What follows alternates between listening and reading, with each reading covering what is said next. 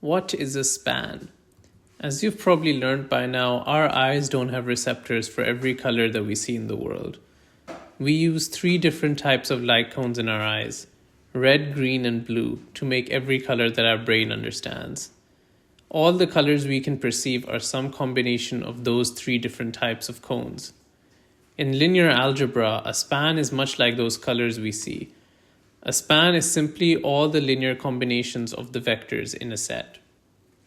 Imagine that you have a paintbrush and you're only given a bucket of red paint and yellow paint, and you're asked to make a painting. The only possible types of paintings you can create can either be all red, all yellow, or a mixture of red and yellow, shades of orange, basically. All those shades of orange and red and yellow themselves are the span of those 2 basic colors.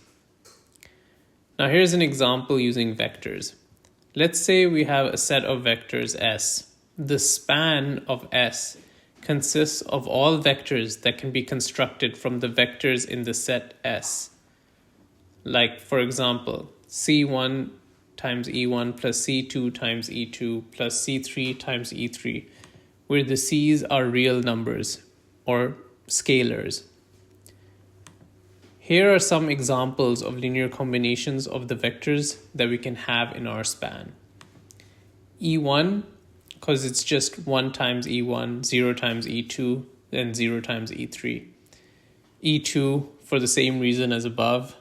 And finally, 2 times E1 plus 3 times E2 plus 5 times E3. Here's an example of what aren't linear combinations. E1 times E2 plus E3. Here, it's not a linear combination because we're not adding vectors to each other, but we're taking a product of them. Remember, a linear combination is adding multiples of vectors to each other, taking sums. E1 squared plus E3. A linear combination is not about taking exponents of vectors. In a way, this is a product of a vector with itself. And finally, E1 plus E2 plus E3 plus 8. When we add a constant at the end, the 8, this means it is not a linear combination.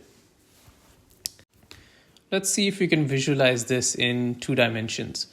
In linear algebra, we call 2D space R squared. If we have just one vector v, then the span of v is multiples of this one vector.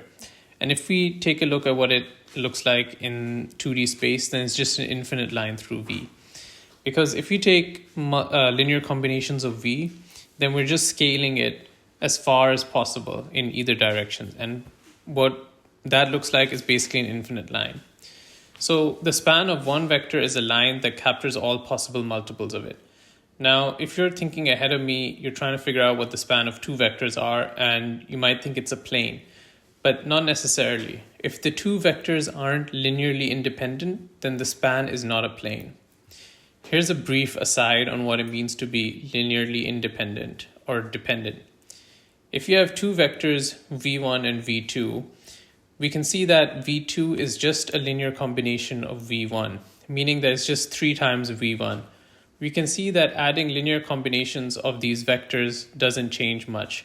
We just get vectors on the same infinite line. But what if the 2 vectors in our set are linearly independent? Now let's take a look at v and w. As we see, the span of v and w covers the whole 2D space, or R squared. Having dependent vectors in a span is like having the colors red, yellow, and orange. If we remove orange, it makes no difference. We can still make it again from red and yellow. However, having independent vectors is like having red, yellow, and blue. If we remove any of those 3 colors, then we lose out on making some of the other colors that we need.